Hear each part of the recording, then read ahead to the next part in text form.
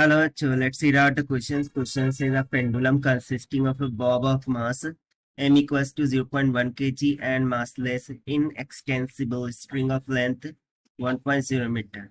It is suspended from the fixed point at a height of 0.9 meter above the frictionless horizontal floor. Initially, the bob of the pendulum is lying on the floor at rest vertically below the point of suspension.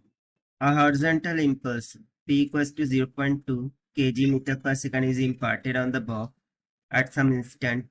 After that, the bob slides for some distance. The string becomes taut and the bob lifts off the floor. The magnitude of angular momentum of the pendulum about the point of suspension just before the bob lifts off is J kg per meter square per second. The kinetic energy of the pendulum just after the lift off k joules. The value of k is. So इस question में हम बोला चाह रहे हैं कि एक pendulum है. It consisting of a bob. Initially it is fixed to a fixed suppose like this at a height of 0.9 meters from the surface. अब इसका जो मास है m is equal to 0.1 kg के इक्वल है. अब इस पर हॉरिजॉन्टल डायरेक्शन में एक इम्पल्स p इम्पार्ट की जाती है 0.2 kg मीटर पर सेकंड से एट इंस्टेंट. सो उस वजह से जो बॉब है एट द फाइनल केस वो क्या हो जाएगा, स्लाइड कर जाएगा with respect to the vertical by making an angle of theta let's say. और उसकी जो फाइनल पोजीशन है माना कि वो कुछ यहाँ पर हो जाएंगी.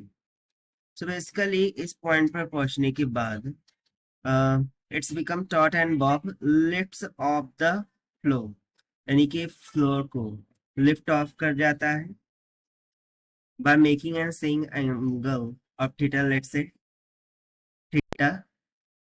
सो बेसिकली इस डायरेक्शन में इम्पल्स इम्पार्ट हो रही है, इसीलिए लिफ्ट ऑफ कर रहा है.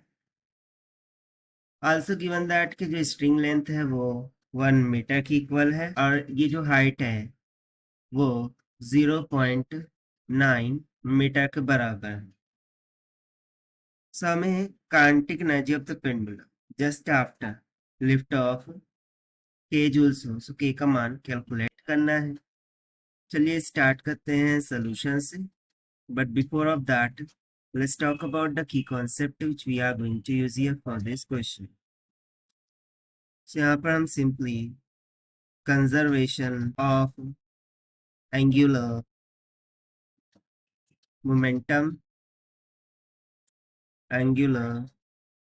मोमेंटम कॉन्सेप्ट का यूज करेंगे, which says that the initial angular momentum is equals to the final angular momentum, यानी कि change in angular momentum is going to be 0. ना angular momentum के लिए हमें फॉर्मूला यूज करना होगा mass into velocity into the radial length of perpendicular distance बोल देंगे. So by applying the conservation of momentum we can state that the initial angular momentum equals to the final angular momentum about the support होगा. सो मानो कि उसकी initial velocity जो थी वो u की भी बराबर थी and final velocity will be v of f, जो कि basically perpendicular component of velocity होगा. सो बाय यूजिंग द फॉर्मूला हम लिख सकते हैं कि m into you into initially वो कितने हाइट पर था from the ceiling 0.9, so 0.9 meter. This will be equals to m into vf times of and finally वो कितने रेडियल डिस्टेंस पर है 1 मीटर. ठीक है, से हो जाएगा 1 मीटर. से यहाँ से हमें फाइनल वेलोसिटी vf मिल जाएगा ना. यहाँ पर हमें u तो पता नहीं है इनिशियल वेलोसिटी, लेकिन हमें यहाँ पर गिवन है the horizontal impulse imparted on the bob at some instant. So basically impulse का फॉर्मूला अगर यूज करें तो वो किसके इक्वल होता है, चेंज इन मोमेंटम के, यानी कि लीनियर मोमेंटम। और लीनियर मोमेंटम यहाँ पर क्या होगा, इनिशियल माइनस फाइनल में। सो इनिशियली क्या होगा, m times of u, final 0, तो इसीलिए ये m times of u impulse के इक्वल हो जाएगा, जो कि p के बराबर होगा। तो इसकी जगह पर हम सिंपली p यूज कर सकते हैं फिर। So v perpendicular is equals to p multiply by 0.9 divided by the mass हो जाएगा, क्योंकि 1 मल्टीप्लाई बाय m 1 ही रहेगा। This is equals to impulse imparted 0.2 into में 0.9 divided by mass is given 0.1 kg।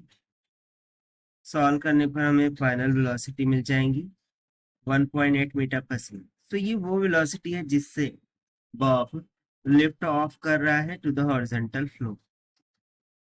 तो इसी के कारण से जो काइनेटिक एनर्जी ऑफ पेंडुलम होगी just after the lift off will be K joules, और उसी को हमें कैलकुलेट करना था।